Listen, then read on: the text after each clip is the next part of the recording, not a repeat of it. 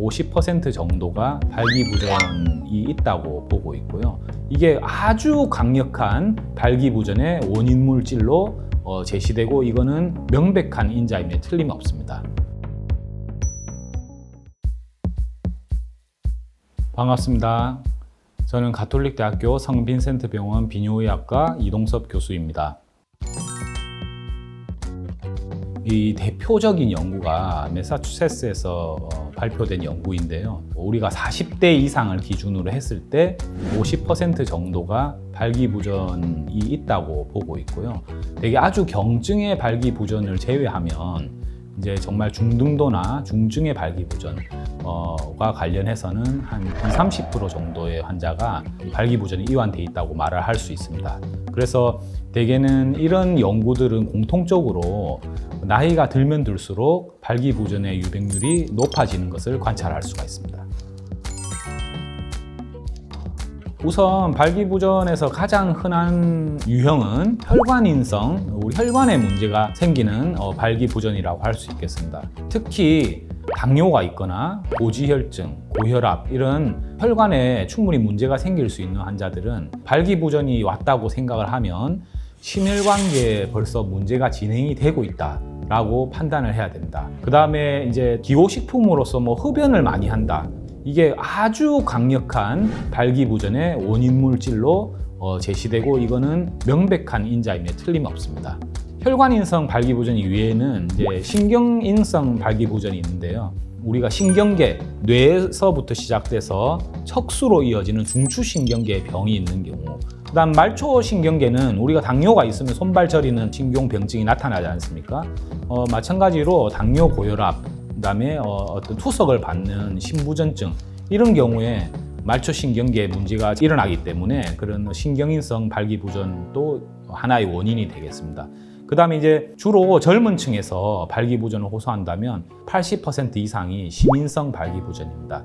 이 부분은 본인 혼자 있을 때는 발기가 되거나 야간에 잘 때는 발기가 되는데 관계 형성에 문제가 있어서 성관계를 할 때 발기가 잘 되지 않는 그런 경우가 있다거나 아니면 본인 성기가 너무 작아가지고 상대 여성분한테 어떤 보여주기 꺼려하고 약간 막연한 두려움이 있어서 이런 원인이 또 발기부전이 되기도 하고요. 그 다음에 아니면 우울증 약을 먹고 있다거나 아니면 이뇨제 이런 약을 복용하고 있을 때도 그 발기부전의 원인이 될 수 있습니다. 간편한 설문지로 충분히 할 수 있습니다. 그 설문지는 5개의 항목으로 되어 있고요. 되게 만점이 25점으로 되어 있습니다. 그러나 이제 이 설문지는 21점을 초과해서 그러니까 22, 23, 24, 25 이런 정도의 점수를 획득하면 보통 정상이라고 할 수 있고요.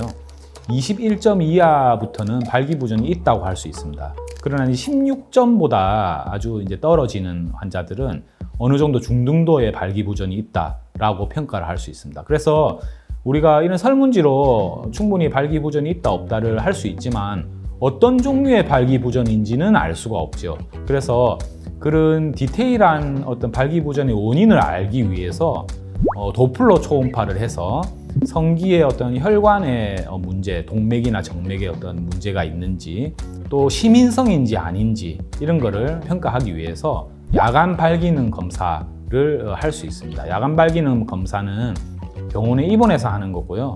이틀이나 3일 야간에 주무시면서 하는 검사가 되겠고요.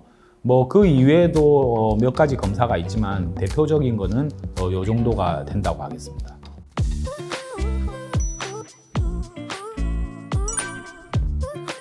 정답은 세모입니다. 그 탈모약 그리고 전립선 비대증에서 전립선 사이즈를 줄이는 약, 그런 약이 모든 사람한테 발기부전을 유발하진 않지만 아주 일부에서 발기부전을 유발할 수가 있습니다. 그래서 만약에 그런 분들은 그 약을 중단할 수 있도록 우리가 전문의하고 상의하시면 되겠습니다. 5. 매우 관련이 있습니다. 발기부전이 있을 때 남성 호르몬이 정상 수치보다 낮은지를 반드시 확인하셔야 됩니다. 갱년기, 즉 남성 호르몬이 감소해 있을 때 발기부전을 같이 호소를 하고 있다면 남성 호르몬 보충요법을 먼저 시도하는 것이 더 옳은 치료라고 되어 있고요. 그럼에도 불구하고 원하는 만큼 잘 되지 않을 경우에는 남성 호르몬 치료와 함께 발기 개선제 치료를 하도록 되어 있습니다. 세모라고 하겠습니다. 세모.